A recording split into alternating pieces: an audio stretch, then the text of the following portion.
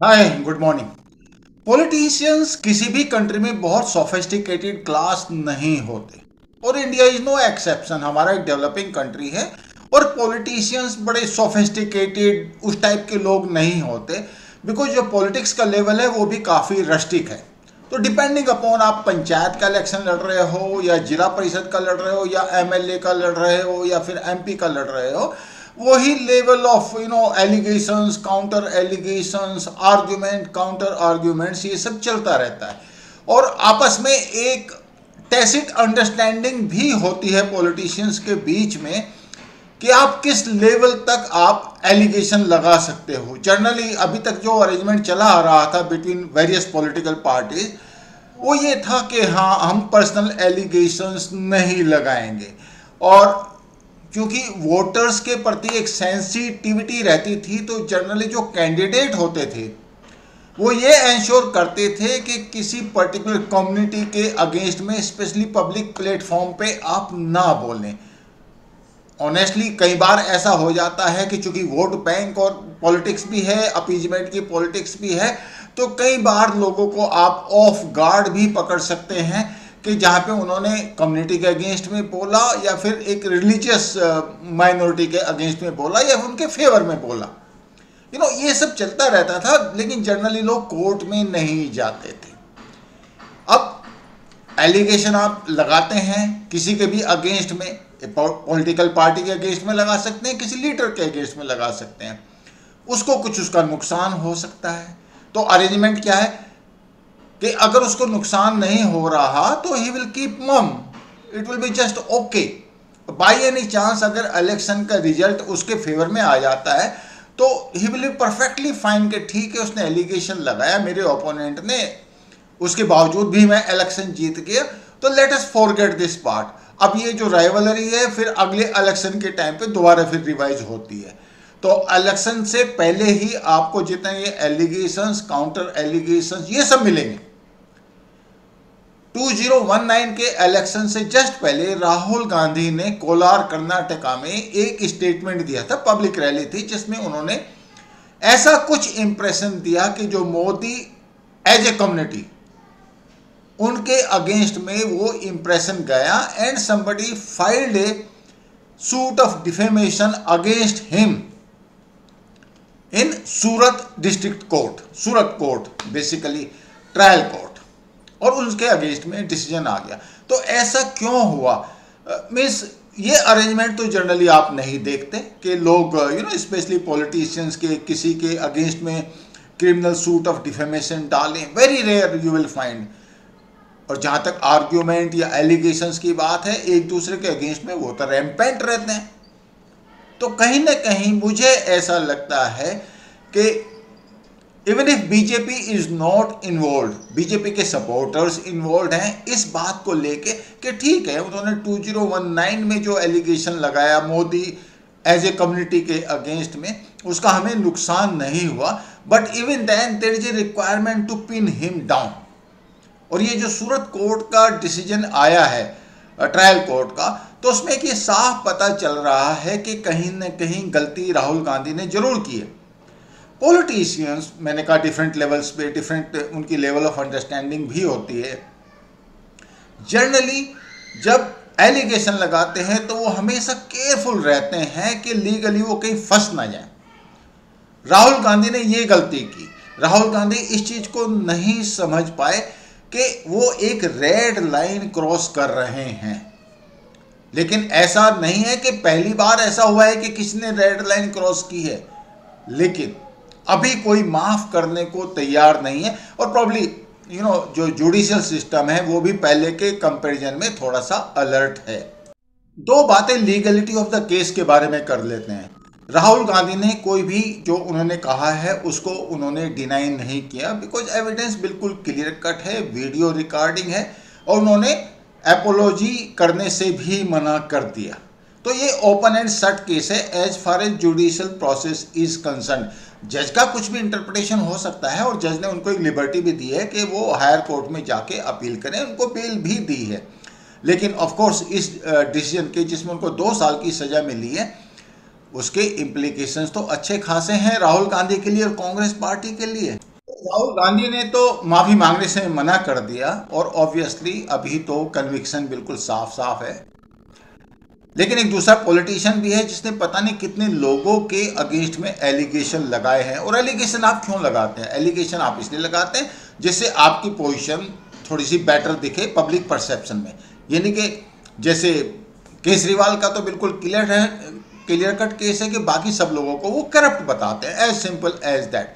तो उन्होंने एक बार गलती कर दी। पहले तो उन्होंने जेटली के अगेंस्ट में कुछ बोल दिया, उसके बाद गडकरी जी के अगेंस्ट में बोल दिया, और प्रॉब्ली यहाँ पे जब उन्होंने रेड लाइन क्रॉस की, हालांकि ऐसा नहीं कि अरविंद केजरीवाल को नहीं पता था कि ये रेड लाइन क्रॉस हो रही है, मगर जानबूझ के उन्होंने क्रॉस की कि उनको पता था कि एक बार सॉरी बोलने से काम चल जाएगा। अब आप इसको बेशर्मी भी कह सकते हैं, लेकिन पॉलिटिक्स में अगर कोई मोटी खाल का नहीं है तो ऑब्वियसली सर्वाइव करना मुश्किल है। और अरविंद केजरीवाल के बारे में तो मैं क्या कहूँ, पता नहीं कितने लोगों से वो माफ़ी मांग चुके। अब इस केस में ऐसा हो रहा है कि राहुल गांधी ने अपोलॉजीज देने से मना कर दिया। अब जब लीगलिटी की बात आएगी तो जो सूरत का जो ट्रायल कोर्ट है उसने ये डिसीजन क्यों लिया? पहली बात तो उन्होंने सिंपल कहा कि ये जो ऑफ कोर्स जो चीफ जुडिशियल मजिस्ट्रेट हैं मिस्टर H.H. वर्मा, उन्होंने कहा कि he is a member of parliament, it has to be taken seriously whatever he says and it has got very wide impact on the public, very simple। तो अगर कोई इस बात को लीगली आप चैलेंज करना चाहें तो कर सकते हैं, जैसे कि अभी सिंघवी साहब अभिषेक मनु सिंघवी जो कह रहे हैं कि वो अगले कोर्ट में इस तरह की प्ली रखेंगे, तो that is perfectly all right. But as far as this chief judicial magistrate is concern, he is very clear कि he has to be punished and he has to be given the maximum। जो 2 साल की उन्होंने सजा दी है conviction के साथ, he is very clear about that। and I honestly I do agree because member of parliament जो कहता है या फिर जो opposition के लीडर कहते हैं, they have to be careful what they are saying। you can't blame the entire community। Means अगर ऐसा नहीं कि पहली बार उन्होंने ये गलती की है, इससे पहले भी उन्होंने एक बार गलती की थी और कोर्ट ने इस बात का संज्ञान लिया। That is what exactly has gone against him. Court also mentioned that criminal contempt proceedings initiated against Gandhi by the Supreme Court in 2018 और चौकीदार चोर है remark and noted that apex court had then asked him to remain alert in the future after he tendered unconditional apology। This is the reason why Surat court, trial court has actually given the maximum punishment to Rahul Gandhi, मतलब 2 साल की jail और उसके अलावा जो भी है। So the point which I am trying to drive here is कि जितने आप हायर लेवल पे जाएंगे, स्पेशली जब आप रेड लाइन क्रॉस कर रहे हैं, तो उसके बाद ये होने वाला है कि लोग ये एक्सेप्ट नहीं करने वाले कि आप उनके बारे में कुछ भी कहें and you get away with it. Specially जब जो पॉलिटिकल बैटल है वो सीवियर है। नाउ जहां तक कांग्रेस और बीजेपी की बात है, there is no political arrangement between the two. You can find the arrangement, political parties एक दूसरे को फॉर और अगेंस्ट में जाती हैं। जैसे आप देखेंगे लेटेस्ट बीजेपी और मायावती जनरली एक दूसरे के अगेंस्ट में आपको कुछ भी कहते नहीं मिलेंगे, that is their own choice. But as far as Congress is concern, BJP is not going to spare them and Congress is not going to spare them. It is as simple as that. जब इस तरह की situation पैदा हो जाती है तो that is the time one has to be very very careful. They are going to fight it at legal level and political level. तो लीगल लेवल पे तो सिचुएशन बिल्कुल क्लियर है कि now he has been given conviction stage, he goes to the next court, probably case वहाँ पे फिर fight करेंगे वो लीगली, जैसा अभिषेक मनु सिंघवी ने कहा। But the point is I am not concern about the legality में ये भी हो सकता है कि इनकी लोकसभा की मेंबरशिप चली जाए, और ये भी हो सकता है कि अगले 6 साल के लिए वो इलेक्शन ना लड़ पाए, और may be otherwise it is basically judicial decision। Let them see the evidence and decide। My point is basically what political battle Congress is going to fight, और किस बेसिस पे कांग्रेस ये बैटल लड़ना चाहती है।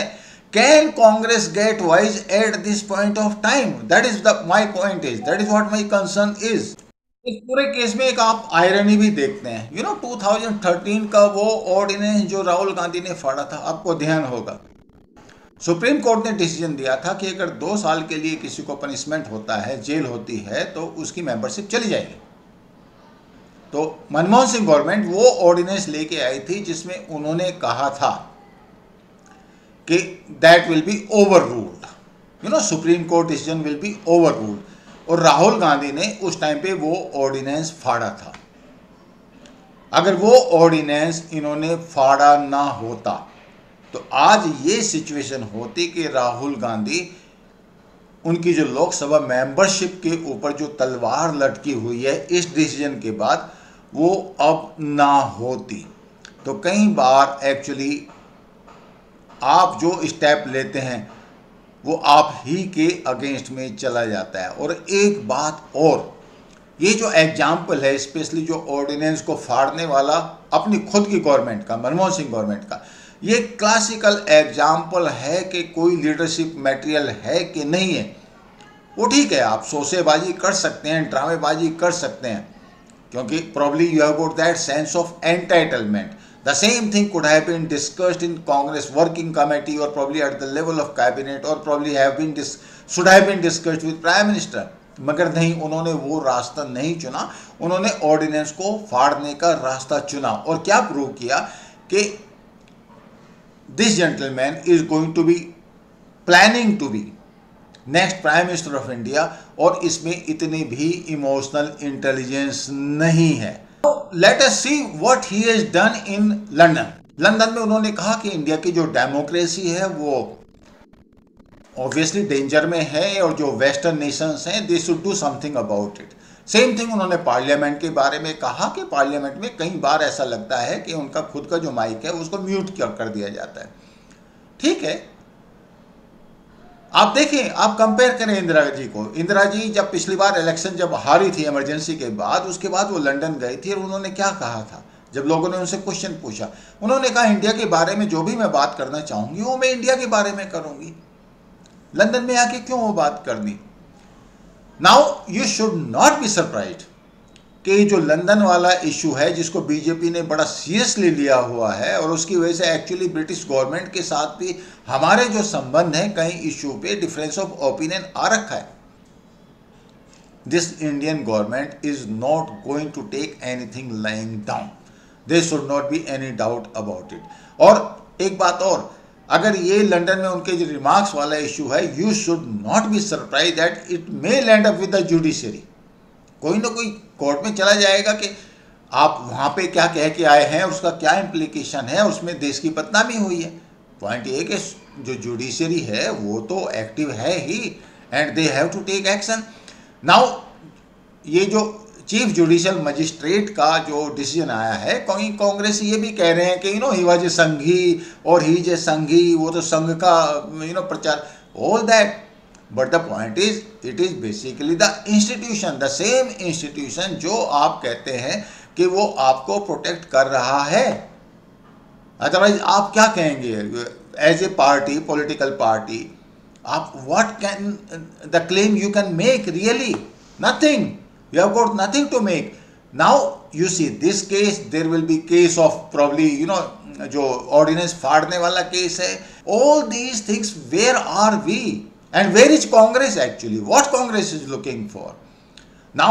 Entire effort of the Congress किस बारे में लगा है? वो इसलिए लगा है कि राहुल गांधी की लोकसभा की मेंबरशिप को किसी तरह बचा लें, और शायद लीगल प्रोसीडिंग्स के थ्रू ये एंश्योर कर सकें कि वो 6 साल के लिए इलेक्शन लड़ने से बैन ना हो। जब आपका सेनापति ही घायल है, सेनापति is suppose to lead you, now what is happening is सेनापति हिमसेल्फ रिक्वायर्स प्रोटेक्शन। तो आप कैसे लड़ाई लड़ेंगे? तो कांग्रेस के लिए ये बहुत बड़ा क्वेश्चन है। And I must tell you, this chief judicial magistrate H.H. Verma has done a great favor to Congress कि उसने राहुल गांधी को एटलीस्ट लेम डक अगर कर दिया, लेट कांग्रेस एक्सेप्ट इट, क्योंकि अगर वो पॉलिटिकली इसको लड़ेंगे they will further lose. Simultaneously, they are going to lose Rahul Gandhi also. Even if, let us assume for the time being, कि वो legally उसको कुछ protection मिल जाता है. Even then, जो public perception है, what that is saying, that public perception is saying कि राहुल गांधी को ये ही नहीं पता कि कहाँ पे क्या कहना है, कौन सी रेड लाइन उसको क्रॉस नहीं करनी है. ऐसा नहीं है कि जो बीजेपी के पॉलिटिशियंस हैं वो एलिगेशंस नहीं लगाते, सब लगाते हैं, but the point is they do not cross the red line, and that is what A smart politician does. Now can you make somebody the prime minister of India जिसको ये ही नहीं पता कि रेड लाइन कहाँ है, कितनी cross करनी है. Today it is trial court of Surat, tomorrow you will find something else. I am again requesting Congress, this is the golden moment, must have the another Senapati. Even if let it be Priyanka Gandhi or Sonia Gandhi, choose whatever you. But it is the time to get rid of Rahul Gandhi. You have got the moment which has been given to you by Chief Judicial Magistrate. Make the best use of it, and we need a opposition party, with the doubt about it. I am sure Priyanka Gandhi is watching. She must be waiting in the wings. Thank you so much. I will see you in next video. Thank you.